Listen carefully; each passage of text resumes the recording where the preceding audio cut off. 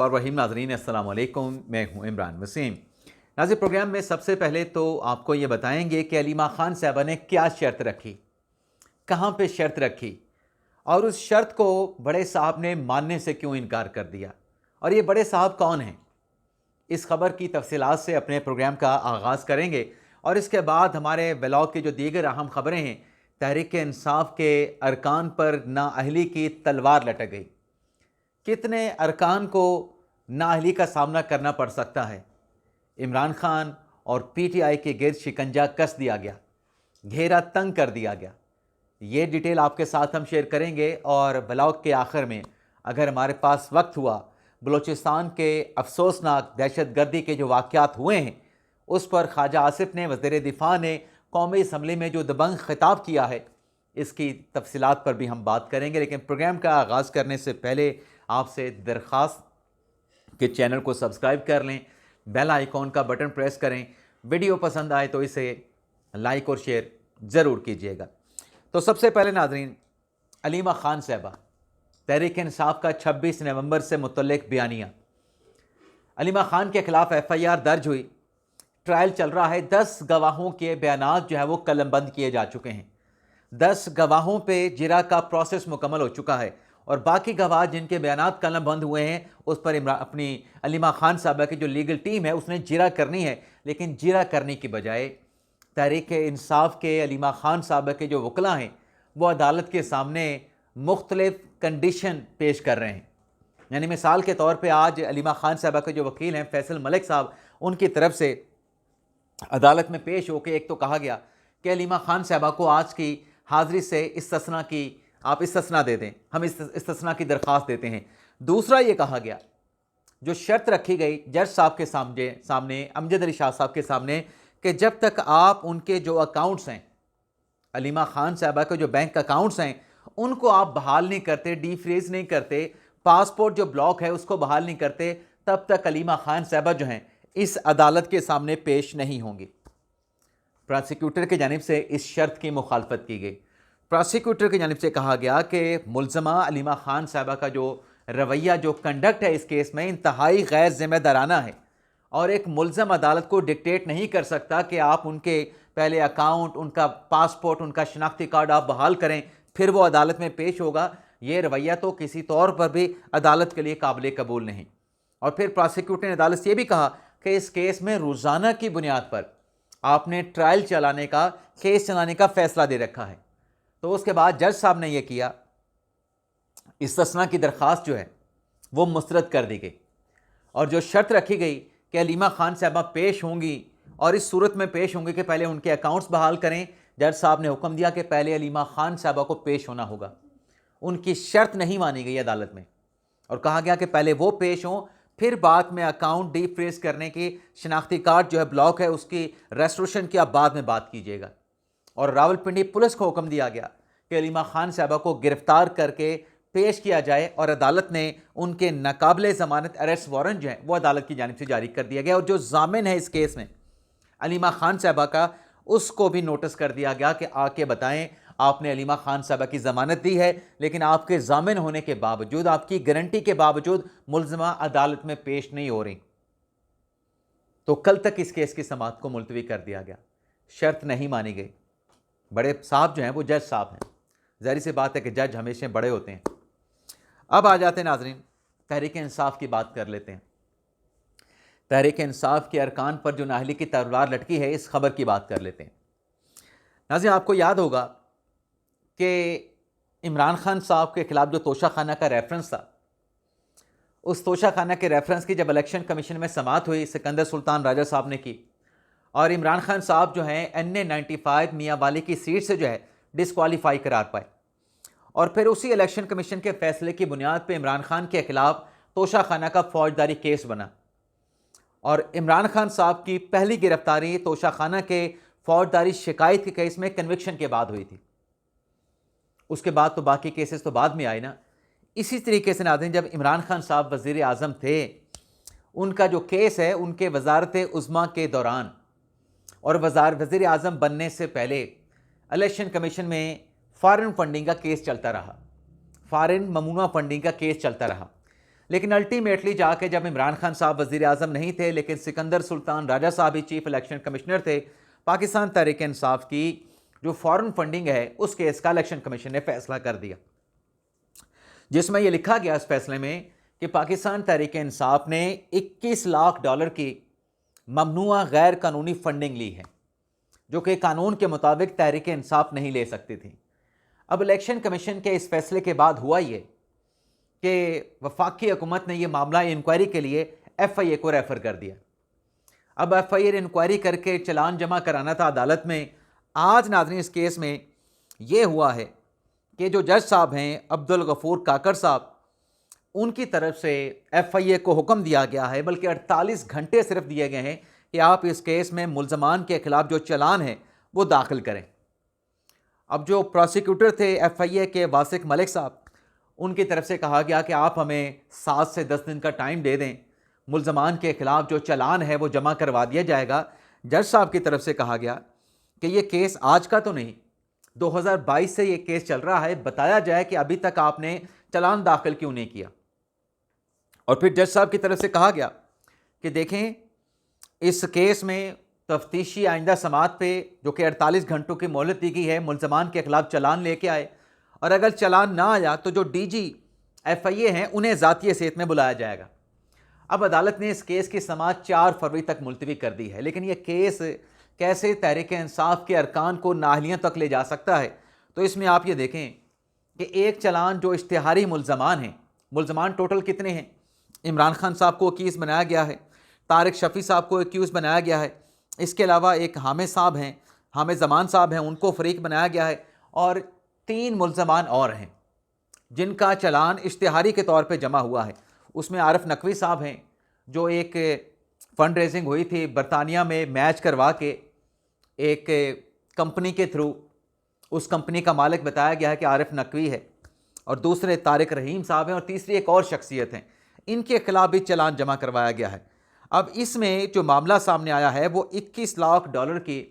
बेज़ाब्तिगियों का आया है, गैर कानूनी ममनुआ फंडिंग का इसमें जो है वो मामला सामने आया है। अब 48 घंटों में FIA चलान जमा करवाए या चलान जमा ना कराए, लेकिन अल्टीमेटली जब चलान जमा होगा तो इस केस में होगा क्या? जैसे मैंने तोशा खाना केस का हवाला दिया ना कि इलेक्शन कमीशन ने इमरान खान साहब को NA 95 तोशा खाना के केस में अपने तहाइफ जो है वो जाहिर ना करने पर डिस्क्वालीफाई किया, यह भी उसी नोयत का केस है। इलेक्शन कमीशन के फैसले के बाद इलेक्शन कमीशन के फैसले का आफ्टर शूट है, फौजदारी कार्रवाई है ममनुआ फंडिंग पे, गैर कानूनी फंडिंग पे। इसमें जब ट्रायल चलेगा FIA की अदालत में, जब केस चलेगा, और इसमें क्योंकि तमाम चीज़ें डॉक्यूमेंटेड होती हैं जो कि इलेक्शन कमीशन के सामने पेश की गई, तहरीक इंसाफ ने भी अपना कुछ रिकॉर्ड पेश किया, और जो ज़्यादातर रिकॉर्ड आया अकबर एस बाबर इस केस में, जो PTI के बानी रहनुमाओं में से हैं, उन्होंने ये केस लड़ा था इलेक्शन कमीशन में, और बहुत पुराना लड़ रहे थे। इमरान खान साहब के वज़ीर-ए-आज़म बनने से पहले उन्होंने तहरीक इंसाफ के माली मामलात को इलेक्शन कमीशन में चैलेंज किया था। अब अकबर एस बाबर साहब ने जो ज़्यादातर डॉक्यूमेंट्स लिए थे वो PTI की वेबसाइट से लिए थे, और उन वेबसाइट से जो नाम सामने आए थे जो PTI को फंडिंग करने वाले थे, उसमें कई फॉरेन नेशनल का नाम मौजूद था। अब जब ये केस चलेगा FIA के चलान के ऊपर मुतलका ट्रायल कोर्ट में, तो जैसे मैंने कहा कि ये ज़्यादातर जो केस है ये डॉक्यूमेंटेड है, ये मफरूज़े की बुनियाद पर नहीं, बैंक ट्रांजैक्शंस भी हैं, और कुछ ऐसे PTI के अकाउंट भी हैं जो कि इलेक्शन कमीशन में जाहिर नहीं किए गए, जो कि इलेक्शन कमीशन ने स्टेट बैंक को लिखा, तो स्टेट बैंक की जानिब से वो अकाउंट जो है वो इलेक्शन कमीशन को बताया गया कि ये अकाउंट भी पाकिस्तान तहरीक इंसाफ के हैं।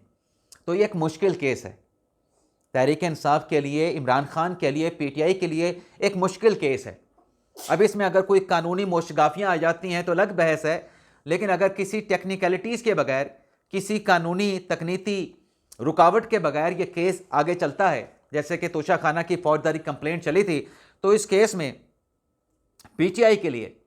इमरान खान के लिए अपना दिफा करना बड़ा मुश्किल होगा। मैं ये नहीं कह रहा कि नामुमकिन होगा, बहुत मुश्किल होगा। और फैसला अगर खिलाफ आ जाता है तो फैसला खिलाफ आने की सूरत में जो इस वक्त पाकिस्तान तहरीक इंसाफ के अरकान हैं, जो पाकिस्तान तहरीक इंसाफ के अरकान हैं, जो कहते हैं हम तहरीक इंसाफ की सपोर्ट के साथ जीते हैं, वैसे तो वो आज़ाद हैं, वैसे तो वो आज़ाद हैं, लेकिन तहरीक इंसाफ जो है उसके लिए ख़तरा हो सकता है। तहरीक इंसाफ का वैसे भी जो इलेक्शन है वो नहीं माना गया, तहरीक इंसाफ का इंट्रा पार्टी इलेक्शन क्वेश्चन है, लेकिन वो पीटीआई के लोग जो अभी तक तहरीक इंसाफ के साथ वाबस्ता हैं वो सारे के सारे फारिग हो जाएंगे, वो सारे के सारे फारिग हो जाएंगे। पीटीआई ख़त्म हो जाएगी अगर ये फैसला आता है ट्रायल कोर्ट से, तो फिर वफाकी हुकूमत इसके ऊपर फर्दर इस मामले को लेके चलेगी और फिर यह मामला आईनी अदालत में आएगा कि तहरीक इंसाफ के ऊपर फॉरेन फंडिंग साबित हुई है, तो लिहाजा इस जमात को फारिग किया जाए। तो तहरीक इंसाफ के जो अरकान हैं, जो ऑफिस बेरियर बनाए गए थे, जो मुंतखब हुए थे इलेक्शन से, तो वो आज़ाद हैसियत में जीत गए, इलेक्शन में तो आज़ाद हैसियत में जीत गए, लेकिन जो पीटीआई के ऑफिस के जो नुमाइंदे बने थे, जैसे बैरिस्टर गौर साहब चेयरमैन बन गए, बाकी और थे, वो भी फारिग हो जाएंगे और पीटीआई बतौर जमात उसको भी तहलील करने का एक यूं समझें कि इम्कान पैदा हो गया।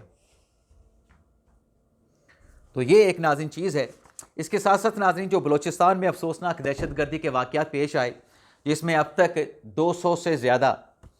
जो दहशतगर्द हैं, ग़ालिबन 200 के करीब हैं, 200 से ज़्यादा हैं, दहशतगर्दों को मारा गया, जहन्नम हासिल किया गया। आज बलूचिस्तान में होने वाले इन वाक़यात पे ख्वाजा आसिफ साहब ने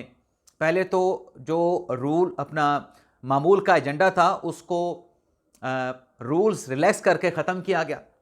बलूचिस्तान के मामले के ऊपर डिबेट का आगाज़ किया गया। ख्वाजा आसिफ ने पॉलिसी स्टेटमेंट दिया और बल्कि करारदाद भी पेश की गई कि बलूचिस्तान के हक़ में अफवाज पाकिस्तान ने वहाँ पर जो ये दहशतगर्दी के वाक़यात से जो उन्होंने निपटा है, कुर्बानियाँ दी हैं, उनका ख़ात्मा किया है, तो उनके हक़ में करारदाद भी मंजूर की जाए। लेकिन ख्वाजा आसिफ साहब ने कहा, जो पॉलिसी स्टेटमेंट दिया कि जो बलूचिस्तान की जोग्राफियाई जो हैसियत है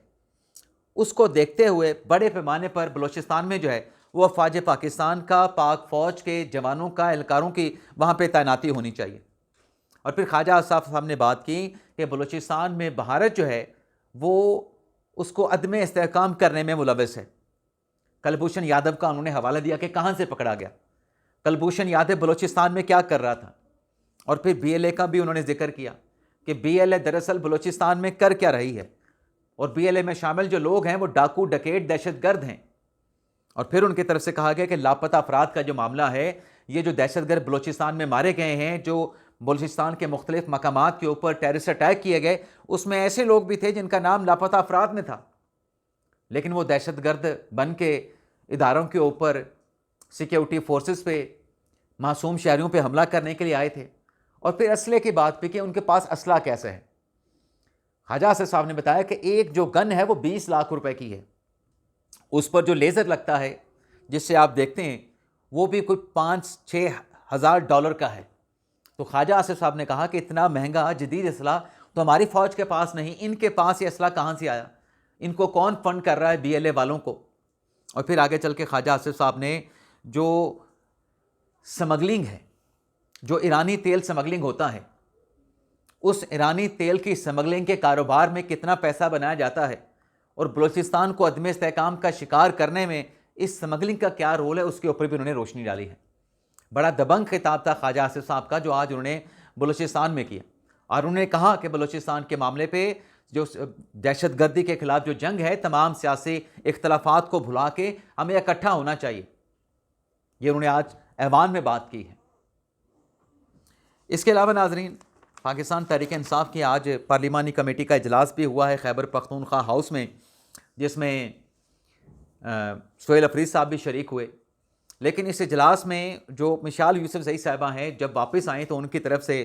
ये कहा गया, क्योंकि एक बात ये चल रही थी कि अलीमा खान साहिबा तक इमरान खान साहब की सेहत से मुतल्लिक मालूमात पहुँची थी और वो मालूमात मिशाल यूसुफजई ने कहा था कि अलीमा खान साहिबा ने अरकान असम्बली के साथ तो शेयर की, लेकिन ये मालूमात अलीमा खान साहिबा को अवाम के साथ भी शेयर करना चाहिए थी। तो आज पार्लिमानी कमेटी के इजलास में शिरकत के बाद जब मिशाल यूसुफजई साहिबा वापस आई तो उनकी तरफ से कहा गया कि मैं इमरान खान साहब की बहन अलीमा खान साहिबा का बड़ा एहतराम करती हूँ, वो मेरे लिए बड़े काबिल एहतराम हैं। 8 फरवरी से मुतल्लिक पार्लिमानी पार्टी के इजलास में डिस्कस किया गया, मतलब मामला ज़ेरे गौर आया है। लेकिन उन्होंने कहा कि मैंने अलीमा खान साहिबा के ख़िलाफ़ कोई बात नहीं की, मैंने तो सिर्फ इतना कहा था कि जो मालूमात इमरान खान साहब की सेहत से मुतल्लिक उनकी बहन अलीमा खान साहबा तक पहुंची हैं और वो मालूमात उन्होंने पार्टी के जो अरकान कौमी असम्बली हैं या सेनेटर हैं या सूबाई असम्बली के अरकान के साथ शेयर की है। मैंने तो सिर्फ इतना कहा था कि वो मालूमात अलीमा खान साहबा को, अवाम को भी बताना चाहिए थी कि इमरान खान साहब की जो सेहत से मुतल्लिक मीडिया पे बातें की जा रही हैं, जो अवाम तक बातें पहुँच रही हैं, दरअसल हकीकत क्या है। मैंने तो ये कहा था कि वो बात अवाम तक भी अलीमा खान साहबा को पहुँचानी चाहिए थी, अवाम को बतानी चाहिए थी।